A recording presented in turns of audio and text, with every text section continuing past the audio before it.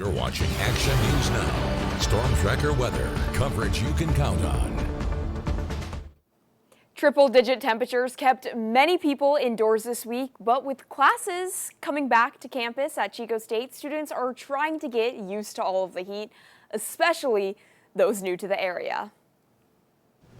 Heat is not my thing, so basically, I'm exhausting. Right now, I'm kind of wearing this because I'm used to wear hoodies. That's me, but so I don't know what to do. Basically, I was just wondering if it gets cool down here, but the heat has been crazy.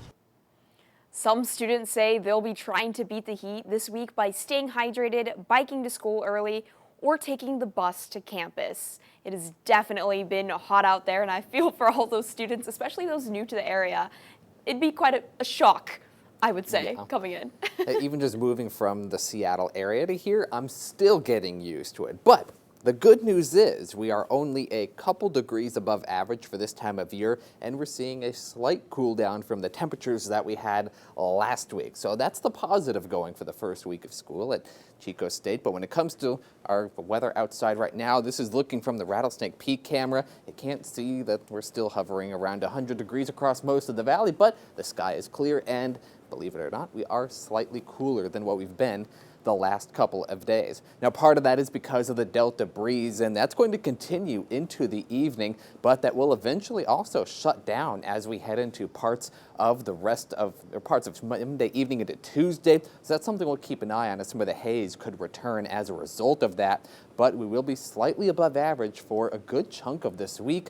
So I guess we'll take it compared to 110 degrees for some of us. But when it comes to our wind for our area, we have the Delta breeze really influencing our weather right now, but tonight by about 8:30, gusts up to about 20 to 25 miles per hour in parts of the valley. That'll really die down by tomorrow morning and into tomorrow afternoon. So the valley looking rather calm tomorrow, and that's when we could see some of our temperatures spiking just by a couple of degrees. But the big impact will be on our smoke, where tonight and this afternoon, I should say, into tonight, it hasn't been too bad. Everybody in the valley is green, but we'll start to see some of that smoke filter back into some parts as we head into tomorrow morning when those winds die down, and that could spill out into parts of the foothills, and especially tomorrow night, another injection of smoke could start to fill the north end of the valley.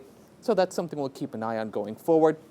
That'll be a very similar process that we've had for the last couple of weeks, as it'll fill in the canyons and head into the north end of the valley. But when it comes to temperatures, mid-60s to upper 60s and hovering right around the 70-degree mark in the valley. So it's not too bad compared to what we've had in the last few nights. But temperatures tomorrow will still be hot, but they're not as hot as what we've had, again, for the last couple of days. So 100 degrees in Chico, 104 out towards Redding, so still feeling a little bit better. But when it comes to our fire danger for tomorrow, here's what we have. Some winds variable depending on where you're at, 5 to 10 miles per hour. Temperatures, though, hovering around the 100-degree mark for most places. So we're still at the high range when it comes to our fire danger. So just be careful out there for these next couple of days.